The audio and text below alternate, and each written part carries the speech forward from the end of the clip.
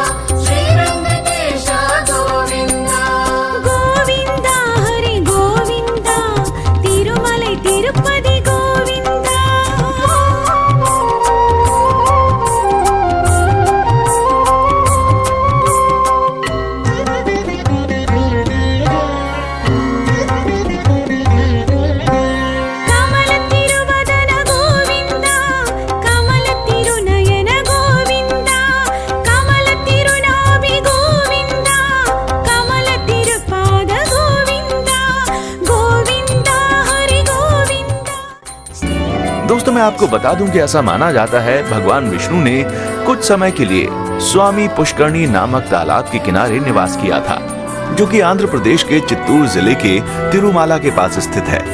आपको मैं ये भी बता दूं कि तिरुपति के चारों ओर स्थित पहाड़ियां शेषनाग के 7 फनों के आधार पर सप्तगिरी कहलाती हैं। श्री वेंकटेश्वरैया का ये मंदिर सप्तगिरी की 7वीं पहाड़ी पर स्थित है, जो कि वेंकटाद्रि नाम से प्रसिद्ध है। इस मंदिर की ये खासियत है कि ये मंदिर सभी धर्मों के लोगों के लिए खुला हुआ है। जैसा कि आपको हमने बताया कि भगवान बालाजी की मूर्ति को किसी ने बनाया नहीं है, बल्कि ये मूर्ति स्वयं वहां पर प्रकट हुई है। और बालाजी महाराज की इस मूर्ति पर चोट के निशान भी हैं, जिस पर रोजाना औषधि के रूप में चंदन लगाया जाता है। दोस्तों, इस चोट के पीछे की भी एक दिलचस्प कहानी है कि इस मंदिर के मुख्य द्वार पर दरवाजे की दाईं ओर एक छड़ी है।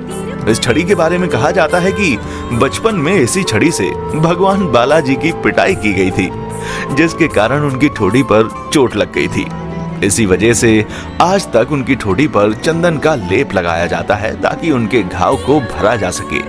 इस मंदिर के बारे में तो ये भी कहा जाता है कि भगवान की मूर्ति को अगर ध्यान से सुना जाए तो उसके भीतर से समुद्री लहरों की आवाजें आती हैं। इतना ही नहीं, आप खुद भी देख सकते हैं कि बालाजी की मूर्ति हमेशा ही शांत सी दिखाई देती है। अब ऐसा क्यों है, इस बात का किसी को पता नहीं है। दोस्तों, एक और खास बात यह है कि इस मंदिर में रोजाना 3 लाख लड्डू बनाए जाते हैं और इस मंदिर से करीब 23 किलोमीटर दूर एक गांव है जहां के लोग बहुत ही पुरानी परंपरा और पुराने नियमों के हिसाब से रहते हैं। वहीं से भगवान को चढ़ाने के लिए फूल, घी, मक्खन आदि लाया जाता है। और तो और इस गांव के बारे में किसी को पता तक नहीं है और ना ही इस गांव में किसी को जाने की इजाजत है। आपको बता दें कि भगवान बालाजी के हृदय पर माँ लक्ष्मी हमेशा विराजमान रहती हैं। इस बात का पता हमें तब चला जब देखा गया कि हर गुरुवार को बालाजी का पूरा श्रृंगार उतार कर जब उन्हें स्नान करवाने उन्हें चंदन का लेप लगाया जाता है तो हृदय पर लगे चंदन में देवी लक्ष्मी की छवि उभर आती है। दोस्तों, इसी वजह से भगवान की प्रतिमा को प्रतिदिन नीचे धोती और ऊपर साड़ी से सजाया जाता है। ऐसा माना जाता है कि बालाजी में ही माता लक्ष्मी का रूप समाहित है। दोस्तों, आपको ये भी जानकर हैरानी होगी कि यहाँ पर एक गर्भगृह भी है जहाँ एक दीपक बिना घी और तेल के हजारों सालों से जलता आ रहा है।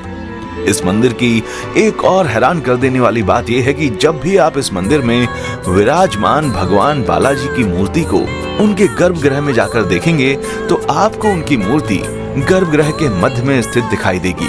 मगर वहीं जब आप उसी मूर्ति को उनके गर्भगृह के बाहर से देखेंगे तो ऐसा लगेगा कि मूर्ति दाईं ओर स्थित है। वैसे तो भगवान बालाजी की प्रतिमा एक विशेष प्रकार के चिकने पत्थर से बनी है, मगर मैं आपको ये भी बता देता हूँ कि ये पूरी तरह से जीवित लगती है। जी हाँ, आपको बता दें कि मंदिर के वातावरण को काफी ठंडा भी रखा जाता है, क्योंकि आपको जानकर हैरानी होगी कि बालाजी की मूर्ति का तापमान सदैव 110 डिग्री फ़ारेनहाइट रहता है और यहाँ तक कि भगवान की मूर्ति को पसीना भी आता है, जिसे पुजारी समय समय पर पोंछते रहते हैं। इस मंदिर में मांगी जाने वाली हर मन्नत पूरी होती है। दोस्तों, इस मंदिर में बाल दान करने की एक बहुत ही प्रसिद्ध परंपरा है। जी हाँ, मैं आपको बता देता हूँ कि मन्नत पूरी होने पर लोग यहाँ अपने बाल दान करते हैं, जिसके पीछे की वजह ये मानी गई है कि बाल दान करना मतलब कि अपने अहंकार, घमंड और बुराई को भगवान के सामने समर्पित कर देना है। आप यकीन मानिए कि लगभग 20,000 लोग रोजाना यहाँ पर अपने बाल दान करने के लिए आते हैं। तो दोस्तों, आपको ये जानकारी कैसी लगी आप हमें नीचे कमेंट बॉक्स में आकर जरूर बताइएगा। और अगर आपको ये वीडियो पसंद आई है तो इसे लाइक, शेयर और हमारे इस YouTube चैनल को सब्सक्राइब जरूर करें। देखने के लिए शुक्रिया।